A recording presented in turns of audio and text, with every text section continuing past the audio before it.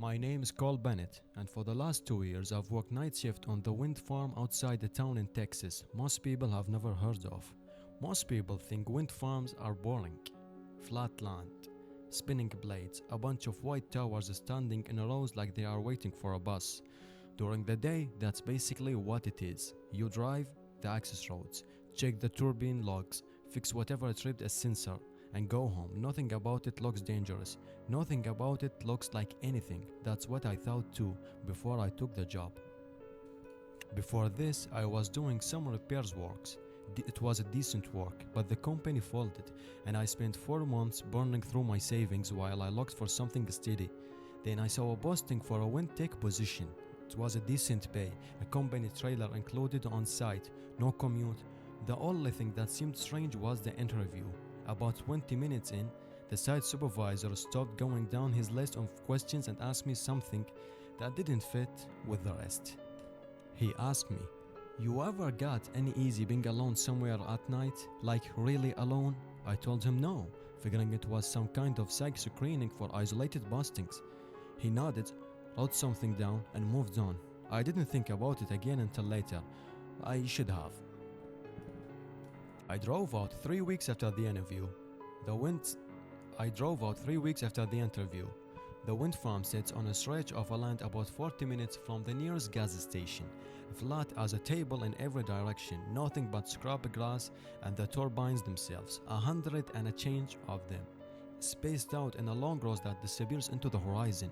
My trailer sat there near the maintenance yard, a squat metal building with tools, the trucks, and the office. A man named Dale met me there at my first morning. Dale had run a night maintenance on that farm for almost 18 years, longer than most of the turbines have been standing there. He looked exactly like you would expect him. Sun-cracked skin, a voice like gravel, the kind of guy who would clearly spend 2 decades not sleeping enough and just not care about it. He walked me through the basics: how to log a fault code, which access roads flooded when it rained, how to climb the internal ladder inside the turbine tower if a sensor needed a manual reset. Normal stuff. Then, almost as an afterthought, he mentioned the turbine we were back next to used to belong to a guy named Frank. I asked him, "Used to?" Dale didn't answer right away. He looked at the tower for a second too long, then changed the subject back to fault codes.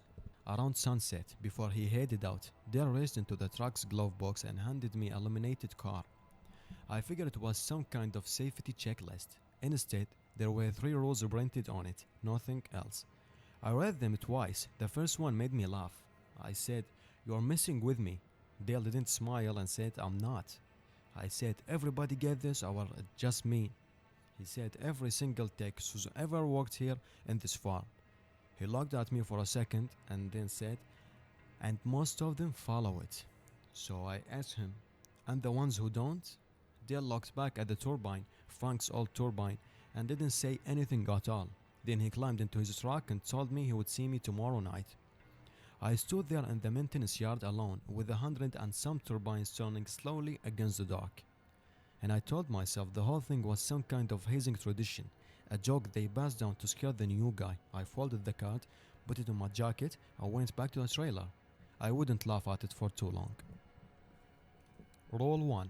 If a turbine is turning and there is no wind, stay away from it. For the first few weeks, nothing happened.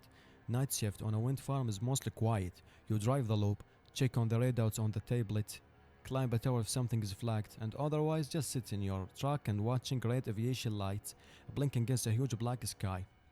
I got used to the sounds of the blades make, the slow, steady whoosh that never really stops. After a while, you stop hearing it. It just becomes the sound of the blaze.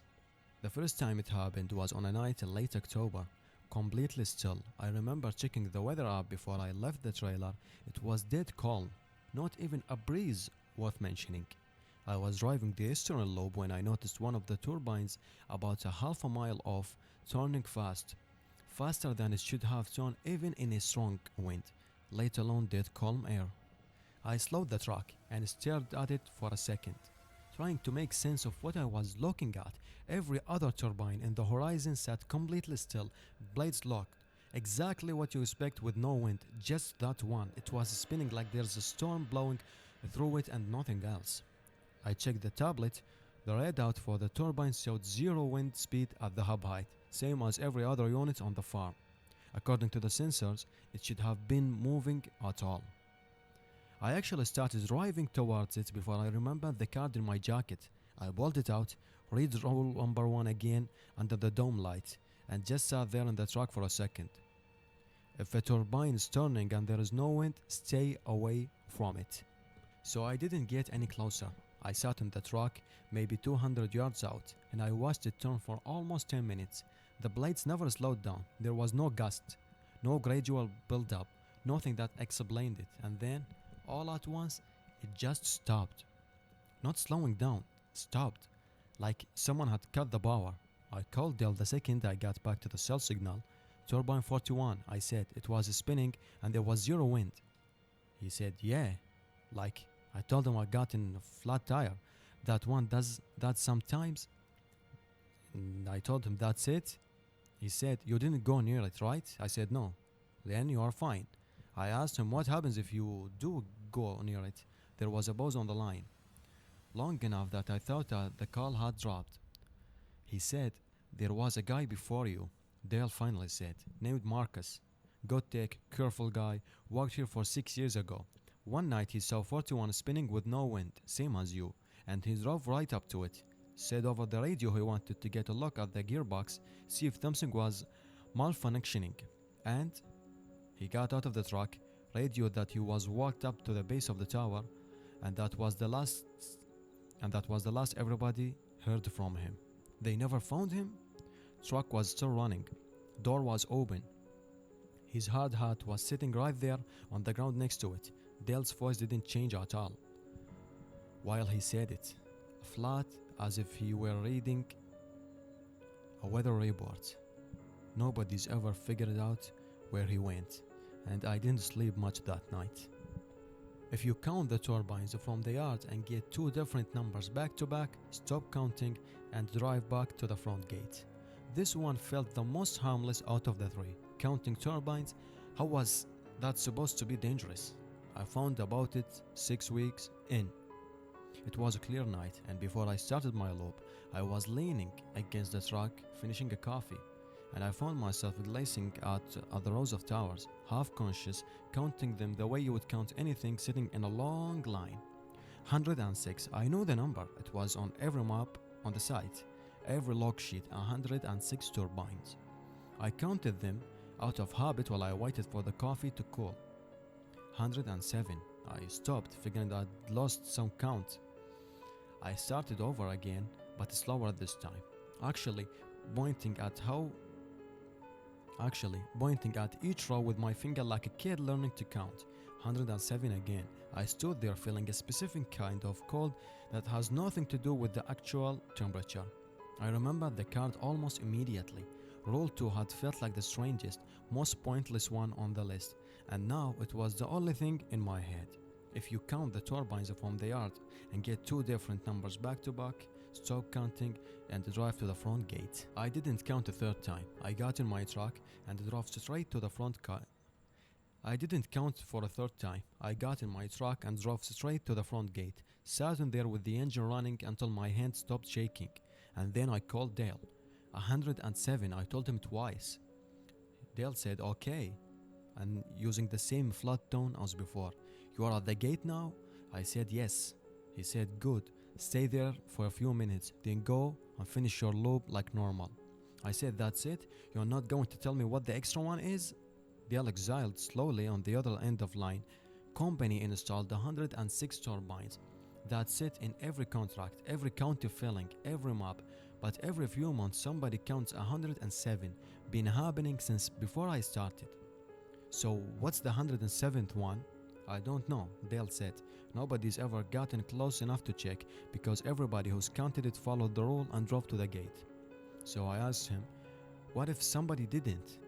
There was the same pause again, the one that told me the answer before he said it. He said, a woman named Batty walked a graveyard back in, I want to say like 2019. She counted 107 one night, and instead of driving to the gate, she decided to drive out into the rows and figure which turbine was the extra one. Match it against the GPS log.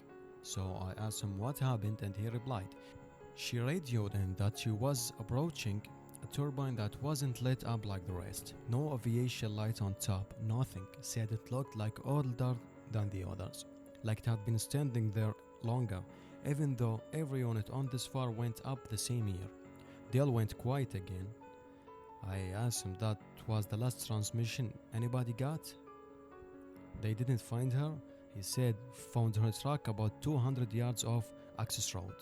Engine off, door shut, no sign she'd ever gotten out. Searched for 3 days. The county brought a helicopter and never found her. And never found any turbine that wasn't on the map.